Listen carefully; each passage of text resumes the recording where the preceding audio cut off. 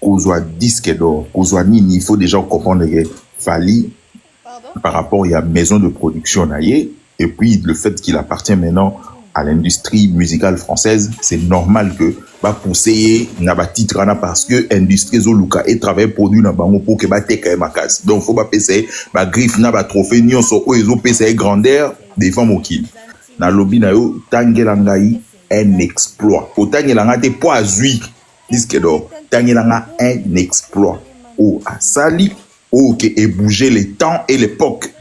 Arrêtez la musique. Arrêtez. Katazoba. Bango tembe biso ba preuve toke na bango ka bongo ti ba changer maloba. 2025 non bomonité bomona makam na bino. Mesdames, messieurs, nous vous saluons. Beauté, bonjour de partout où vous nous suivez. Nous sommes Bollywood TV, nous sommes Katazoba, la chronique Antelo, et nous sommes Eagle Woman, la maman des aiglons. En tout cas, plaisir et à trop. Kokuta na lisusu dans ce nouveau numéro. Tous à la kakaboye. Et restons ensemble, il n'y a pas de souci.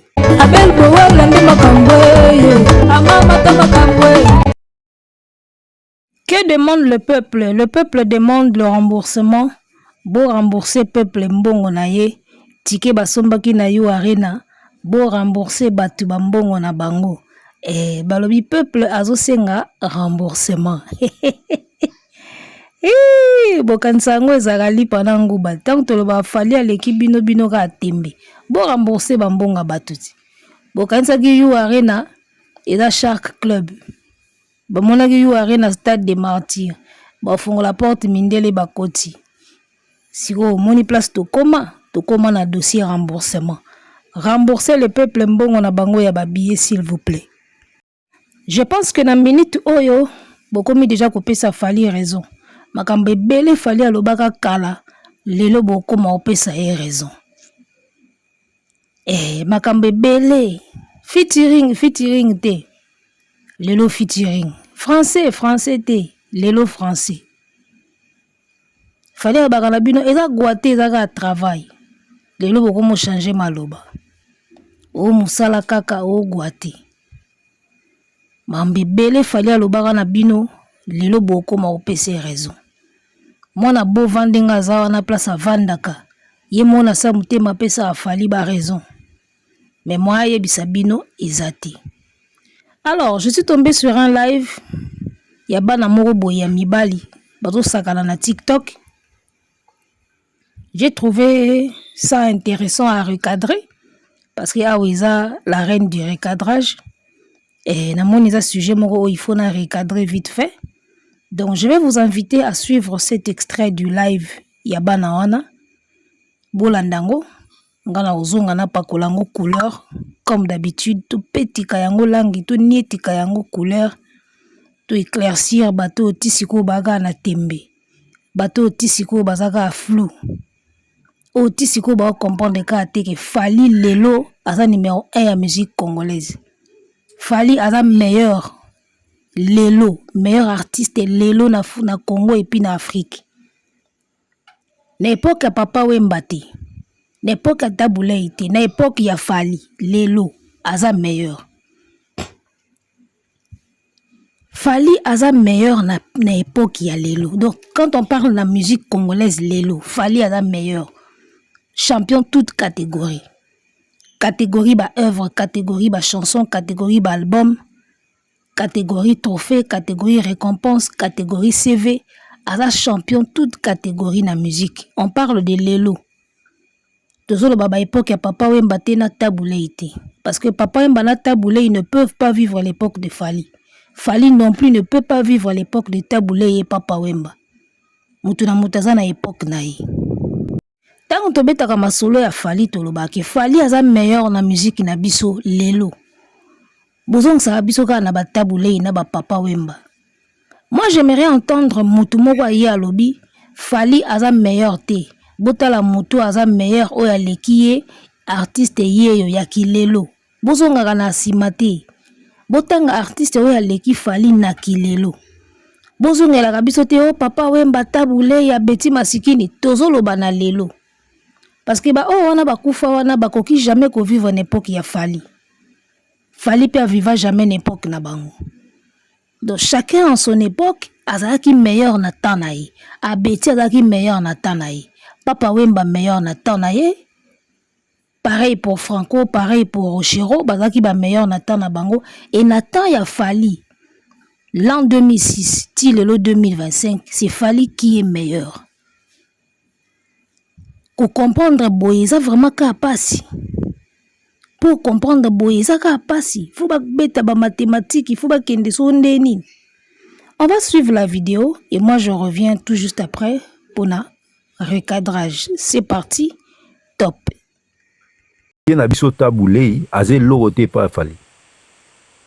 Logiquement, oui. Ah, via Azu Bablo mais Sorotali, Magam Viviana Sali, a beta, et puis est-ce que Viviana beta concert, Mindele, Zaïwa Morazate, parce qu'à l'époque c'était les Zaï. Non, déco. Wanaku toke level likolo trop. Au tchebar likolo trop. On les a devoirs. Loko est préliminaire. Kozwa disque d'or. Kozwa nini, il faut déjà comprendre que Fally, par rapport à la maison de production naïe, et puis le fait qu'il appartient maintenant à l'industrie musicale française, c'est normal que va pousser na ba titre na parce que industrie zoluka et travail produit na bango pour que ba teka makas. Donc faut pas pese ba griffe na ba trophée nyonso o ezo pese grandeur devant mokil. Nganaza champion du monde na boxe. C'est toi qui le dis. Mais il faut convaincre Ngaïna Kolor pour biso peto mona que effectivement tu es champion du boxe. Ce n'est pas parce que toi tu dis que tu es champion de la boxe que nous devons accepter. Mais c'est par rapport à ma preuve. Alors, tout côté un recadrage. Déjà pour commencer, Likambo et Robeta concert devant Mindele. Il faut savoir que beaucoup d'Africains, concert Robeta devant Mindele Zaraba Festival. Mingi Zaraba Festival. Fait Aotaki Robeta couleur café Azaki devant Mindele. Fally pareil, à Betty 2 Festival Mona Belgique, il était devant les Blancs. Alors les mêmes images, dans 50 ans, il y aura aussi des gens qui diront que Fally a bêta concert devant Mindele.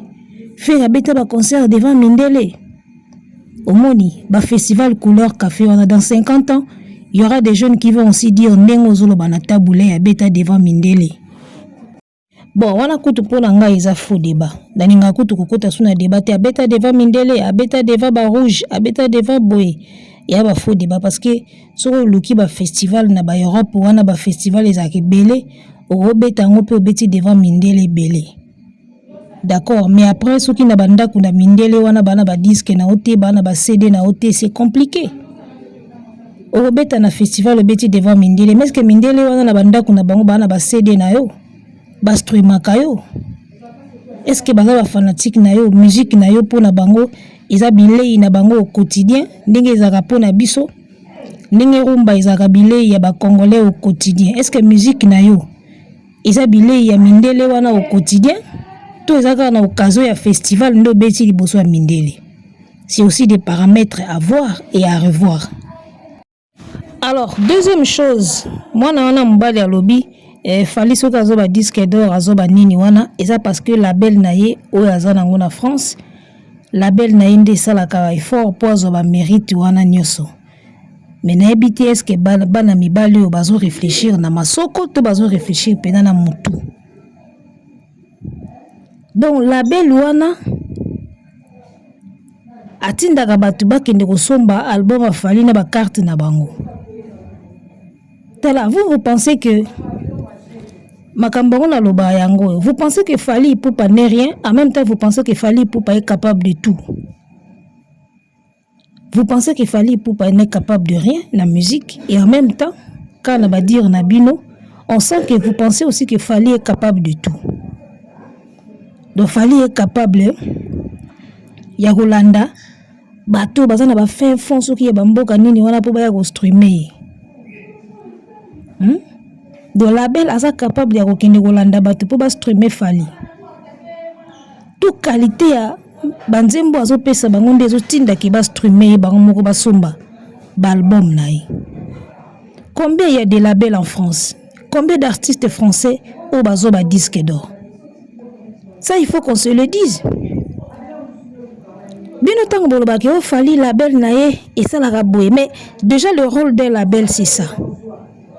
Fally aza muta liboso te pe muta suka te au label et ça lié makambo wana. C'est déjà la logique des choses. Ba label est fonctionne à bongo. Alors ce n'est pas parce que Fally a un label ou ezo sala nyoso pona yende Fally a memi lisumu. Non. Déjà un artiste congolais kozwa label na ba niveau ya France, bandima kozwa na label ba signé yo et puis ba banda ko compter ko travailler na yo. Il faut avoir quelque chose dans les tripes. Il faut avoir quelque chose. Ba artiste combien baza wana ba label pesa na France wana bazo kozwa bango te. C'est pas donné à n'importe qui. D'accord? Le fait qu'il y a reconnaître déjà que Fally est un label na France. Et comment azwa label wana? Bomituna, combien d'artistes congolais bazwa pe label na France te? Il y a eu label wana. Pourquoi azwa ki label wana? Pourquoi bandimi ba signé wana? Et aussi, et là musu bobosa na vous pensez que Fally a kanga maboko label et tout ça eleka nyoso? Non. Ba label les a combien na France? Combien il y a des Français de souche? Ba Français pena oya poso pembe, ba signé pena ba label mais ba okoka ko sala ba exploit au Fally azo sala te. On va les chercher, vous allez les voir. Label ka o Fally azawana. Combien de mindele baza na kati? Fally azaye mokote, baza pena ba mindele na kati. Ozu label lokola Rex 118 oyo ya Aya Nakamura. Aya Nakamura azaye mokote, baza pena ba mindele mosusu na label wana. Mais mindele pe belé bana ba label na France, bazo koka couper sa rendu au Fally azo pesa te. Watibe ezalaki awa na Watibe bazaki combien de musiciens? Ba musiciens combien ya Watibe obino boyebi, obino bostrumaka. Ezaka Gims na Black M. Et sili Watibe ezana ba rappeur ebele, ezana ba musicien ebele. Mais Gims kaka na Black M mutu ba se démarka. Donc le fait d'avoir un label na France n'est pas un atout, soki yo moko artiste oza intéressante. Un artiste comme Ferry pouvait avoir même 10 labels en France, azo intéressé batouté muta Hollanda été.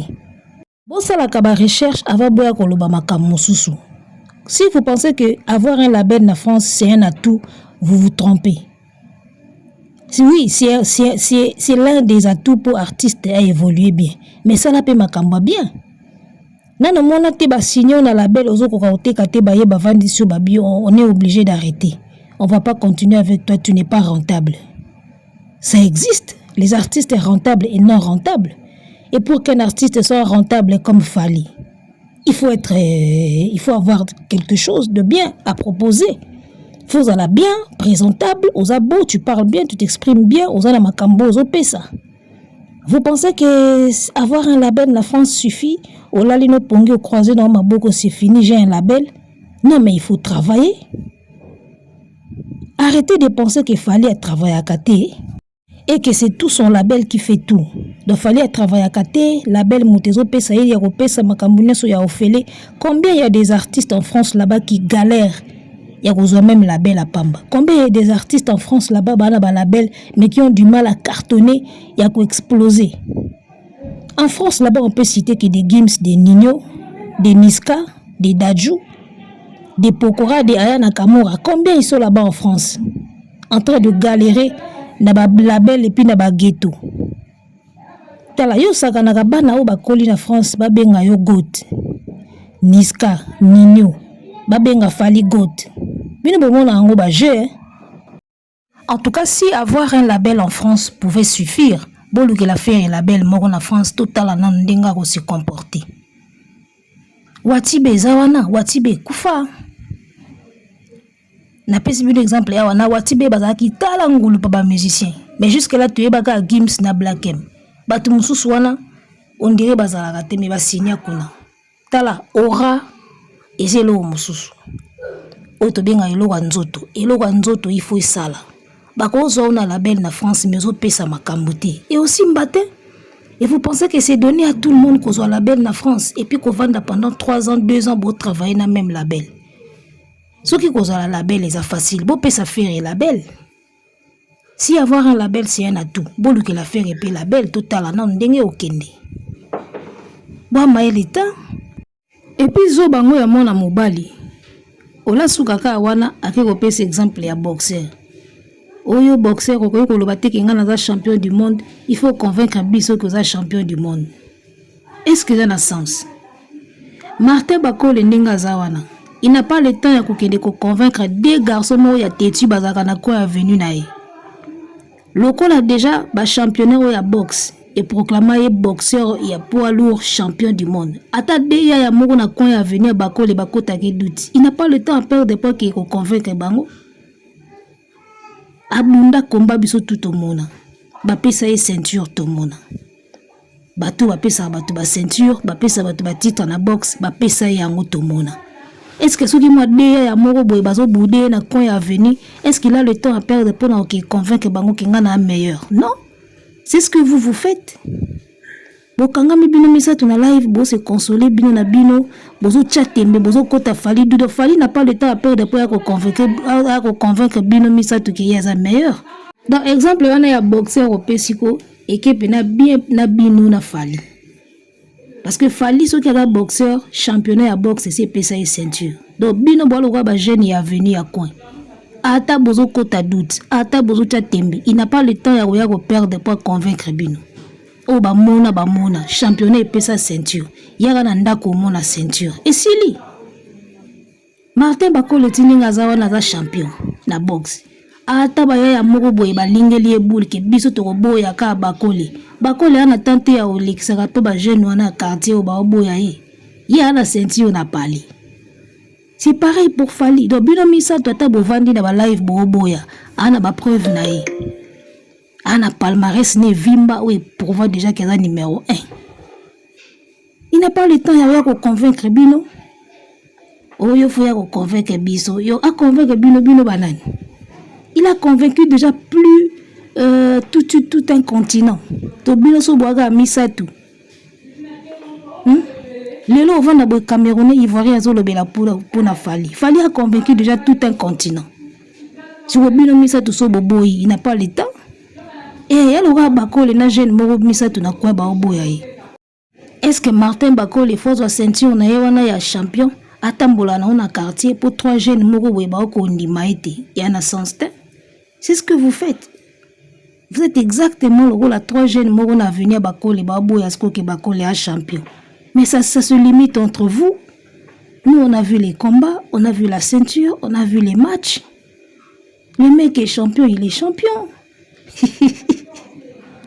Alors, on va suivre la deuxième partie de la vidéo. Place au azotu na batu. Bala qui sait ce qu'il fallait exploit ni fallait à sala. J'ai comme l'impression que batu musu sous combo exploit wana bazo ba définition na ngote.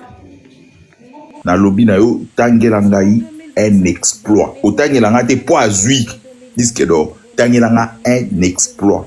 O asali o que est bougé les temps et l'époque et que ya monde zo pesaye et pifoana moko no bimi balete moko ba waya boyedinga toluka na zela toluka c'est bien boy roloba ke fallait l'équipe ba waya so boza boyedinga exploit na peso exemple moko na peso exemple moko Papa Wemba a été kobeta concert na Japon je crois na 84 si je me trompe pas. Ouais c'est ça. Na Japon, il y a 84 ans, Japon est loti. À l'époque où il n'y avait pas Internet, il n'y avait pas Marambo Nyonso, mais bah reconnaître où na Japon et puis bah ça au même force ya ko nini opportunité au défilé na nini ya Yoji Yamamoto vers les années où l'internet n'existait pas.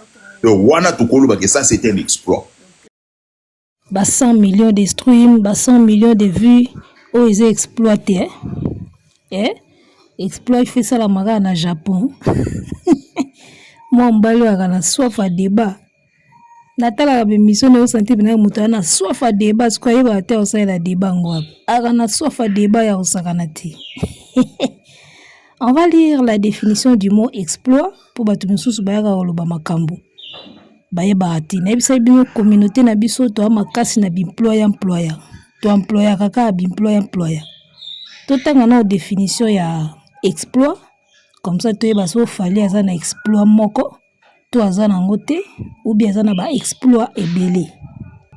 Voilà tu es awa définition proposée par dictionnaire Le Robert. D'accord, exploit c'est un nom masculin déjà exploit non masculin et ça action remarquable, exceptionnelle, exploit sportif.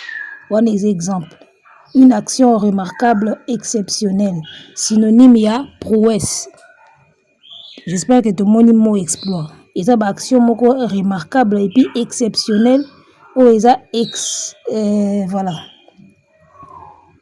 Action remarquable, exceptionnelle. Entre parenthèses, prouesse. Alors, déjà de par cette définition, moi j'espère que Yemoro place Aza Azaradeana ba réponse na mutu. Tembeka ndezo boma bango. Kokumi sa fere eza passe. Il faut que ta fali doute na nyoso. En même temps, faire et peso proposer mieux te. Au moni douleur ba golo bazara nango.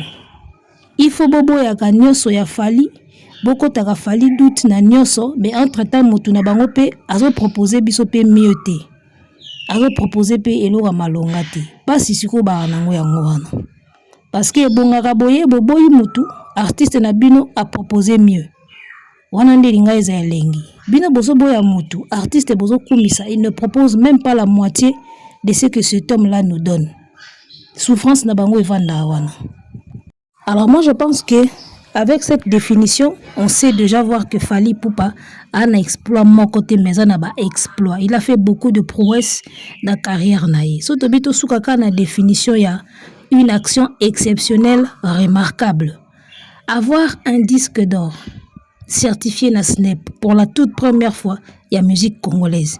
N'est-ce pas exceptionnel? N'est-ce pas remarquable? N'est-ce pas une prouesse? Ce que vous avez exploit à Netini. Akendeka na Japon. Est-ce que vous avez une définition de exploit? Commis une action exceptionnelle qui se produit spécialement au Japon? Vous avez commis des mois. Parce que d'après Yezo Bawana, exploit faut salamara na Japon. Neti Papa Wemba. Alors que tout une définition d'exploit, aucune place commis. L'exploit, c'est une action exceptionnelle, remarquable qui doit nécessairement se produire au Japon. Non. Japon, on a bobeta lisolo ya Papa Wemba. Au moins, Japon, on a bobeta lisolo ya Papa Wemba. Donc, on a yé, alobi Papa Wemba sala exploit, n'enga betaka na Japon, et puis a défilé pour na Kazamoto. Fally aza partenaire ya Balmain. Tout le monde a qui n'a pas défilé. Fally a travaillé avec Jean-Paul Gaultier pour Ala Tisséna You Arena. L'interview est sur TV5 ou France 24. Beaucoup de l'interview à ça qui n'a Jean-Paul Gaultier. Donc pour na yo soki ba exploit, ya Papa Wemba izaka ko beta na Japon et puis ko défilé soki na Kazamoto, soki na Kazamazantomo. Na ebité comment tu raisonnes frérot? Petit frère, bozo raisonner wapi bino bana mikolo. Bino bozo ndiye bozo ba descendant ya ba Papa Wemba, ba descendant ya ba Tabule, ya ba Kokololo, ya ba musicien ba Reniaka kala. Bosala click moko boye bokoma yo ke la Fally mutema pasi. Bokoma yo ke la Fally mutema pasi bino ba descendant ya ba musicien o ba Reniaka kala. Boza wana ba Kokololo ya ba Papa Wemba, ba Kokololo ba Tabule ina ya ba Beti Masikini. Bosangana bokoma yo ke la Fally keto. Ba descendant ya ba musicien kala. Na comprendre que oza jeune nous na TV pour ya koboya makambo Fally azosala comme exploit. To beta na lisolo ya Japon. Omoni Japon na beaucoup misaka Papa Wemba beta na Japon. A influencé ba japonais. Omoni le même Papa Wemba là, s'il était encore vivant, bozongi si na Japon wana aki beta, il n'aurait pas eu le même ou la même impact que époque ya beta ka kuna kala. Yemoko fait beaucoup sur Azaki vivant. Lelo na 2025. Bozong si fait beaucoup de qui beta na Japon place au betaka et Zasu na même impact te. Ba japonais akala bazaka na TikTok te. Lelo ba chinois basali TikTok. Impact aux ala moko te. D'accord? Bozo comparer ba époque différente. Et moko tozo comprendre binoté. Ba époque différente, on dit une époque. Yemoko fait beaucoup sur Azaki en vie. Chaye na avion, zone se na Japon, le baké beta biso na Japon ndenge betaka na 84. Bon, mon aki ezasu na même effet ndenge ezaka ya 84 parce que les temps ont changé. même artiste même répertoire mais soka kebeta na Japon lelo eza na même impact ti. Alors époque wana exploit ya Papa Wemba soki ezalaki na Japon ya Fally eza obligé ezalaka na Japon te. Exploit ya Fally eza disque d'or certifié na SNEP pour la toute première fois na histoire à Congo. Nga na moni na ngate place bakomi exploit il faut salamaka na continent moko to na pays moko boy. Exploit eza exploit. D'accord? Pourvu que ça se passe sur le plan international. Pourvu que ça soit sur le plan international, disque d'or certifié na SNEP. Nino na niska babengi de goat, respect. Na kotangelo exploit ya munene Fally asala. Exploit ya munene Fally asala na vie. Eza kaka kobanda musique dans les rues des Bandal et puis kokoma na notoriété mondiale oya komi nango. Ya maman exploit. Kobanda musique ya rumba dans les rues des Bandal. Okoma na notoriété internationale mondiale ndenge Fally ya komi nango. Eza déjà maman na exploit papa. Ozo lukano ba exploit musika. Le fait déjà ya kolongwa na Bandal kokoma na notoriété wana eza maman na exploit. Tangela ngai nombre ya artistes et musiciens congolais oyo banda tozalaka Zaïre oyo tozalaka na bango depuis époque ya Zaïre ti époque ya Congo ya musée na Congo ya lelo ba musiciens nyonso baleki bana mikolo tous les musiciens oyo mboka na biso ezwa banda Zaïre ti lelo combien oyo baza na notoriété sur le plan mondial ou international omona ki bakomi ata 10 te. Mais on a connu des milliers de musiciens dans Mboko. Pendant l'époque à Zaïre, tin époque à Lelo, on a connu des musiciens. D'accord? Mais au bazana renommée internationale, renommée voire même mondiale, bakomata disti. Pour vous dire que c'est pas donné à tout le monde et c'est pas de la blague. Poko maona il faut zane loko et commission wana. Ngana zaka na principe moko na lobaka mutu akomaka munene pambate. Ezaka nelo moko asali, soit il y a bien, soit il y a mabe, mais forcément il a fait quelque chose pour comme quelque part. Muta comme quelque part pamba boité. D'accord? Alors, déjà artiste congolais, pendant l'époque à Zaïre Tilelo, au bazana renommée mondiale, internationale, bakoma disté. So bakoma disté, ça veut dire déjà que c'est rare. Alors quand c'est rare, c'est cher et c'est dur. D'accord? Label au Fally Aza. Il y a aussi des Français de souche qui sont dans ce label-là, mais qui n'ont même pas la notoriété de Fally. Il y en a qui n'ont même pas de disques d'or, mais bana ba label wana na France. Ok, Luka bango, mindele belé bala ba label na France wana bazana ba disque d'or peta, bazo galerie bazo bundana. Ya moni ninuna niska babenga Fally de goat. Yo sakana bano bakoli na poto, bakoli na hamburger, shawarma, babandi musique na poto, babike bana territoire na bango. Yo uti Congo, notoriété na yo ekotiti na France, et puis bandimi ko bengo de goat. Bon, na ngo facile, bino bano. Lelo, quand on parle de la musique en France, bato bazo simbango, o bazo kanga pena terrain lelo, eza ba Ninyo, ba Niska, ba Ayana Kamura, ba nanane so ba benga Fally de goat, ba Dadju. D'accord? Musique à France lelo. Le rap français lelo. Eza banawana. Et pour batia pena kilolendo na bango bana poto bagadia ba boudeur, bagadia ba talolendo. So moni batia ba pété na bango na se pour ba benga Fally de goat, ba yebi le pourquoi. Allez yozo mona ngo blague, o tangelanga exploit ni Fally asali oye boja monde. Bozo bosana ki autre temps, autre mœurs. Les temps ont changé et puis les choses ont changé. Na pesa ka exemple moko muke. Na kala ezalaka soki président zo sala meeting. Bo bien impact nini ba meeting ezalaka nango. Est-ce que le ba impact ba meeting ba président ezala susu? Bo vanda bo président ko loba na 20h, président ko loba na 23h batuku bazo kiper ngote. À l'époque, meeting ya président.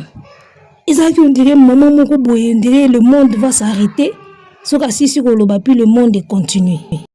Eza ndenge moko na ba Martin Luther King ya ba époque wana. Ba Malcolm X. Vous pensez que na époque ya lelo ba Luther King na ba Malcolm X bazate. Bazana ba on a ba réseaux sociaux mais impact eza sur ndenge moko te justement parce que les temps ont changé. application comme ebele makamba osala comme ebele moto na téléphone na yazo sala we alingi. À l'époque, lorsqu'un président devait parler, azaka na TV moko, obligé bino tubo otala. Le président azolo bana RTNC yozotala raga o kuna na TikTok o kuna zolanda bakofinga na YouTube, il a sous le même impact d'accord. Ya on a ebisio que même ye moko ve beaucoup so kazaki en vie. Kotisa na avion zongisa na Japon le ba beta concert au kamwa. Alors ça a même impact qu'il y a 10 ans, 20 ans, 30 ans. D'accord. Les temps ont changé les gars. Donc puisque Papa Wemba ne peut pas vivre à l'époque de Fally, d'accord, ni Taboulé ni Maman Abeti, Fally non plus ne peut pas vivre dans leur époque. Alors chacun a sa meilleure na époque naïe. Na époque oyo si Fally. Bo mata bo kita bo baluka na mabili bo lala na poto poto, c'est Fally le meilleur na époque. C'est lui le meilleur. Moi j'aimerais na yoka soko ebisinga Fally a meilleur té. Tangelanga siko oyo aza meilleur que Fally na kilelo. Aza na époque ya kalate, aza pe na futur te, aza kana kilelo. Bo bimisa eta. Bo bimisa te. Bino ne soboya kaka Fally aza meilleur te. Ba Papa Wemba kutu ozongi biso déjà na 1900. Ata yo moko.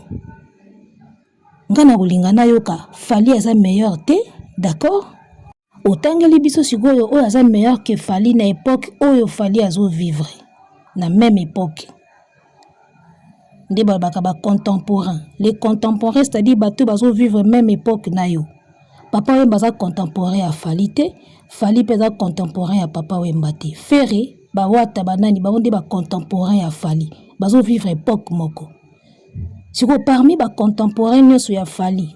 Soki bolobi Fally aza meilleur te. Bo bimisa contemporain na ye moko oyo aleki ye. Au mona bozonga na Papa Wemba na Taboulé. Botika bango ba pema nanu. Fally est le number one actuellement. C'est le numéro 1 actuellement. C'est lui le meilleur actuellement. Azo vivre époque naïe. Il n'a pas besoin zonga na temps passé, toi qui n'es na temps futur. Il vit son époque. Et toujours apprécié par rapport à l'époque naïe. D'accord? Ba prouesse naïe, et ça par rapport à l'époque naïe. Bino so bozonga na époque à Kala, en tout cas wan Italie bino. Mais Fally azo vivre époque naïe. On est dans le présent les gars.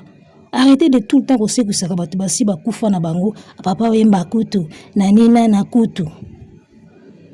Donc, pour na Papa Wemba yembaka na Japon, Fally forcément Fally kaka na Japon. Bamboka ezebele. So Papa Wemba impacta ki na Japon. Fally azo impacté bamboka mosusu.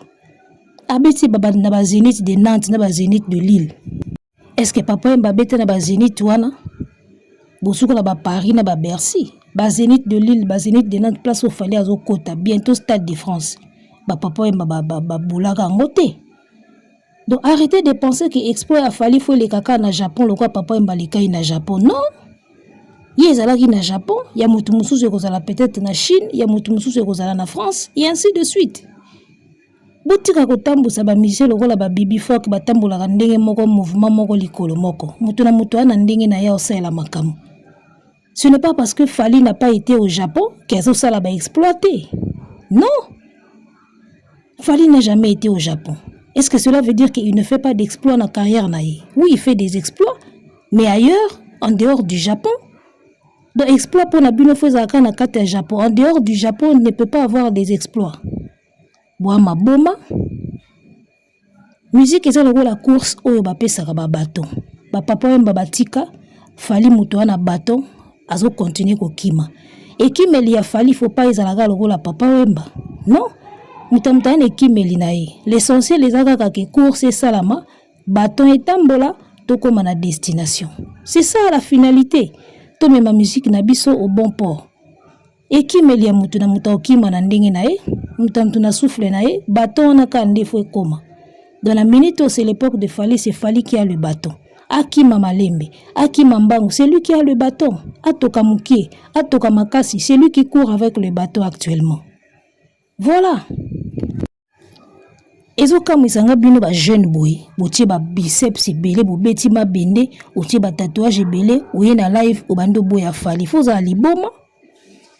Ngana lobaka lelo ko boya Fally eza kozala zoba kozanga maele. Pourquoi eza kozanga maele? On n'oblige pas tout le monde d'aimer Fally. Mais ce que Fally fait, ça reste des exploits au lingi au lingaïté. Eza le rôle à toza na 4 classe. Professeur alobi, les élèves 1 + 1 est égal à combien? Moi la classe moko boswana kana ye ennemi na yo. Moi la classe wana siko a telemi alobi prof 1 + 1 est égal à 2. Yo siko lokola za ennemi na yo oboyi ko ndima réponse wana. Non, c'est faux. Po ennemi na yo moto alobi yango. Mais yo nani abimi zoba? Nani abima zoba? C'est toi?